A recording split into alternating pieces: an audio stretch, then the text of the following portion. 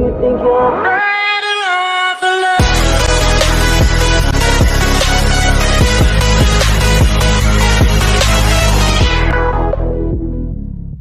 Selam film ve dizi severler. Yepyeni bir film analiz videosuyla daha sizlerle karşınızdayız. Bugün sizlere sinemada izlediğim bir filmin değerlendirmesini yapacağım. Artı yönlerini, eksi yönlerini sizlere bahsedeceğim. Bu filme gitmek isteyen arkadaşlarımıza bir bilgi olarak bu videoyu çekeceğiz.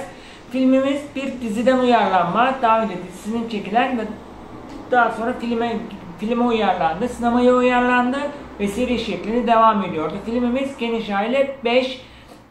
Bu filmden bahsedeceğim arkadaşlar. Yani Geniş Aile 5 Hani Kardeşlik filminden sizlere bahsedeceğim. Filmimizin artı yönleri, eksi yönlerinden bahsedeceğiz. Gitmeye değer mi? Verdiğiniz paraya değer mi? Geçirdiğiniz zamanı değer mi? Bunlardan bahsedeceğim. Öncelikle şunu kesinlikle söyleyeyim. Filme gitmeden önce arkadaşlar filmin fragmanını kesinlikle izliyorsunuz. Filme gelen yorumlara bakıyorsunuz ve filme gelen yıldız puanına bakıyorsunuz. Bunlara göre gidip gitmeme kararını veriyorsunuz. Ben kendim izledim. İzlediğim için şunu kesinlikle söyleyebilirim.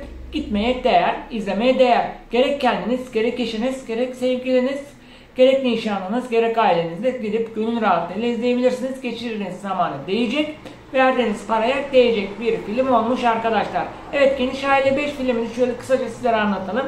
Zaten Geniş Aile filmi için diziyi izleyenler film hakkında az çok bilgiye sahip olabilirler. Filmin eksi yönleri, filmde Koyu Bilal ve Müfit'in olmaması.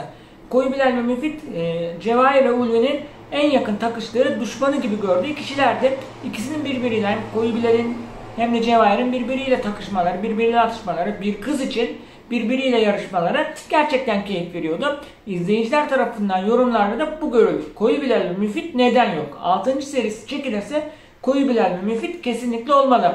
Ve bir de YouTuber Halil İbrahim Göker bu filmde oynuyordu arkadaşlar. Dizide yoktu. Dizide Halil İbrahim Göker yoktu ama Geniş Aile 5 filmine Halil İbrahim Göker de katıldı. İzleyiciler tarafından yapılan yorumlardan biri de buydu. Halil İbrahim Göker'e gerek var mıydı? Halil İbrahim Göker yerine Koyu Bilal ve Müfit olmalıydı denildi. Şimdi Halil İbrahim Göker kötü biri değil. Yani oyuncu olarak oynadığı rolü yapmış. Ne rol verildiyse yapmış ama evet, gerek var mıydı konusunda ben de öyle diyorum. Gerek var mıydı? Olmayabilirdi. Olsa da olmasa da önemli değildi diyorum. Ama evet, Koyu Bilal ve Müfit olmalıydı. Olayımız Cevahir ile Ulvi'nin boşandıkları eşlerine nafaka ödemek için ödeyecek nafaka parasını bulmalarıyla başlıyor. Düşünüyorlar, nafaka parasını nasıl bulacağız? Daha sonra Cevahir'in sevgilisi Sonat arıyor. Sonat aradıktan sonra buna Ulvi seviniyor. Çünkü Sonat'la aralarının iyi olması bir gelir kapısıydı onlara. En azından nafakalarını bir şekilde ödüyorlardı. Sonat da bir mafya babasına bakan, yaşlı bakıcılığı yapıyor yani arkadaşlar. Yaşlı bir eski mafya babasının yatalak olan mafya babasına hemşirelik yapıyor. Cevahir'den bir istekte bulunuyor ve Cevahir'e diyor ki ben bir mafya babasına bakıyorum ve bu mafya babası da oğlu, yani gayrimeşru oğlunu bulmak istiyor. Kendisi bana bu oğlunu bulun getirin diyor. Bunu Cevahir de tabii ki diyor. Çünkü Sonat kendi sevgilisi ve bunu yapacağını, ücretsiz bir şekilde para almadan bunu yapabileceğini söylüyor. Tabii ki ücretsiz yapacağını duyduğunda Ulvi de kızıyor. Neden ücretsiz diyor? Neden para almadın diyor. Cevahir de diyor ki saksıyı çalıştır, kafayı çalıştır. Biz bu kızın, Sonat'ın istediği bu mafya babasının oğlunu bulursak, kendisine götürürsek, o da eşek değil ya, bize bir para verir, biz de nafakamızı öderiz diyordu. Çocuğu buluyorlar. Çocuğu babasının yanına götürürken yaşadıkları olaylar, çocuk babasını, buldukları çocuk dediğimde buldukları adam da yolda ölüyor. Yani yolda gelirken ölüyor. Kendini ipte asarak öldürüyor. Daha sonra ne yapacağız diye düşünürken Ulvi'nin ilk defa bir aklı çalışıyor ve şunu diyor. Evet, bu adam babasını görmedi. Bu adam hiç oğlunu görmedi. Babası olarak oğlunu hiç görmedi. Görmediyse oğlum ben onun yerine geçeyim. Oğlum ben ona baba diyeyim. Bu adama ben kendim oğluymuş gibi üttüreyim diyor. Cevahir de bu fikri beğeniyor ve fikri kabul ediyor arkadaşlar. Ve daha sonra Cevahir ile Ulvi gidiyor. Cevahir imam olarak gidiyor. Ulvi de o adama oğlum diye yutturmaya çalışıyorlar. Daha sonra gittikleri yerde yaşadıkları olaylar, muhabbetik olaylarla birlikte yaşadıkları olayları anlatan bir film. Evet, ne oluyor? Babası Ulvi'yi oğlu olarak yutuyor mu? Mafyatik olayları içinde kalıyorlar. O mafyatik olayların içinden kurtulabiliyorlar mı? Parayı alabiliyorlar mı?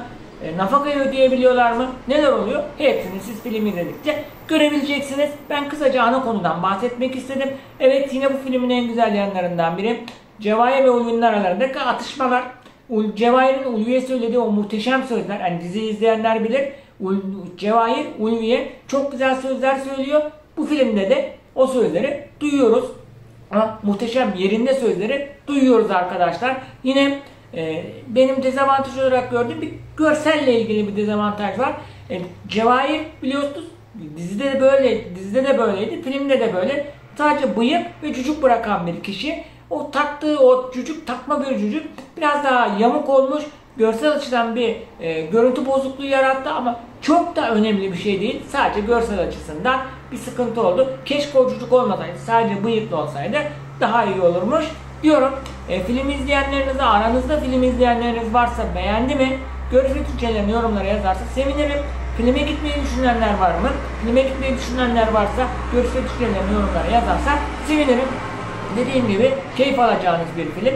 Mafyatik komedi bir filmi. Duygusallık yoktu bu filmde. Arada duygusallık yoktu. Genelde komedi üzerine geçen Cevahir'in Ulvi'ye söylediği o muhteşem sözler, çocuğu bulmaya çalışırkenki süreç, çocuğun öldükten sonraki süreci, Ulvi'nin o adamın mafya babasının oğluymuş gibi yutturmaya çalışmaları ve mafyatik ortamdan kurtulmaya çalıştıkları süreç içerisindeki geçen muhteşem bir film olmuş arkadaşlar. Yani dediğim gibi mafyatik komedi filmi. Dizide duygusallık da vardı ama filmde duygusallığı göremedik. O duygusallık filmde yoktu arkadaşlar. Geniş Aile 5 filmi serinin şu andaki son filmi. İzlemeye değer filmi diyorum.